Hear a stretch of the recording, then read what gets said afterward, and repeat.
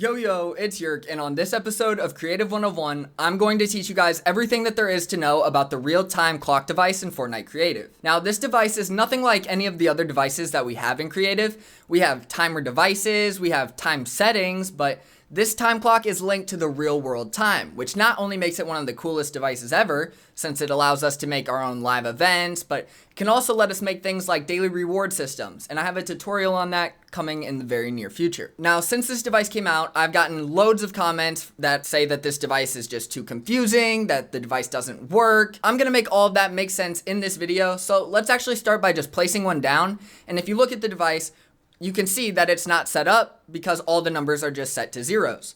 Now, if we open up the settings, and we're going to skip past these first few, and we're going to take a look at the minute, hour, day, and month settings. So there's two key things to know about this device, and you have to understand the first one before I can even start to explain the second one. So the first one is that this device uses a 24-hour clock instead of having AM and PM.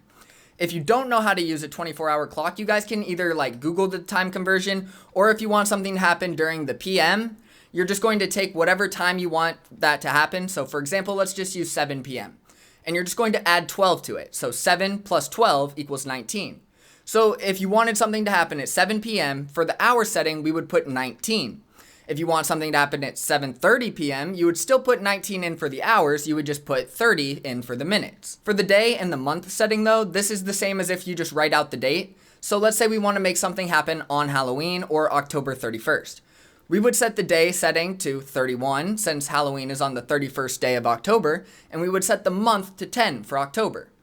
The year is of course 2021, but we can change that if we need to if you're watching this sometime in the future. Now that you understand how the 24-hour clock works and how we give the device the time that we're looking for, I can now explain the second most important part about this device. That's going to solve 99% of your guys' problems, so be sure that you understand part 1. If you don't, go back and rewatch it until you do, because part 2 is only going to make sense if you understand part 1. So have any of you guys noticed that on update day, it'll say down in the lobby, it'll say downtime will begin at XYZ time UTC.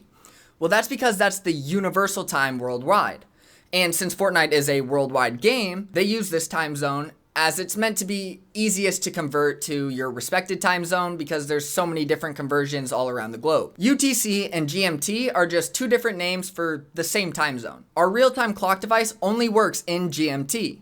It only works in that time zone because everyone lives in different time zones. Some places have daylight savings time, which just makes it a bit more messy and confusing all around to convert times to. So depending on where you live, the conversion will be a little different. And the easiest way is to use Google. All you want to do is Google GMT time converter, and then you're just going to click on the very first link that pops up.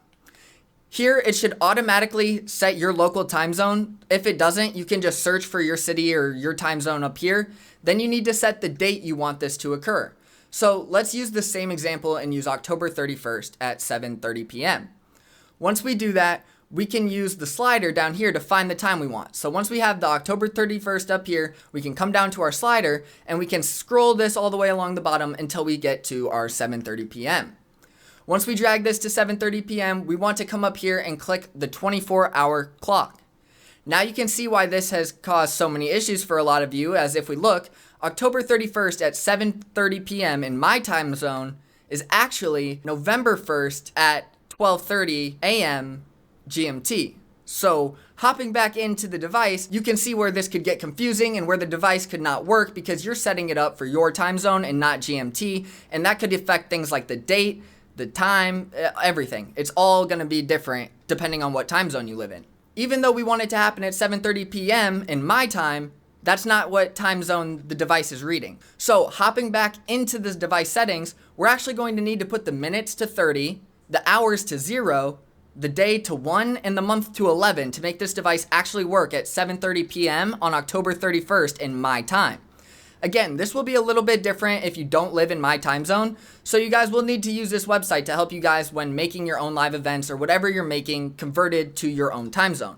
I'm pretty sure that will solve most of the issues you guys have when using this device, but this device is really cool, and as soon as you guys understand those two things, you guys will be able to use this device with ease. It's super easy once you understand those two key points. So if anyone's having trouble, go back and try again, just make sure that you have the right time conversions, and make sure that you're setting up the device using the 24-hour clock. And again, use this website. I'll link it down in the description as well, so you guys don't have to Google it if you don't want to, but it is just the first thing that comes up if you guys type in GMT time converter. But I hope this helped you guys out when using this device. This has been Creative 101, and on this episode, I taught you guys everything you need to know about the real-time clock device in Fortnite Creative.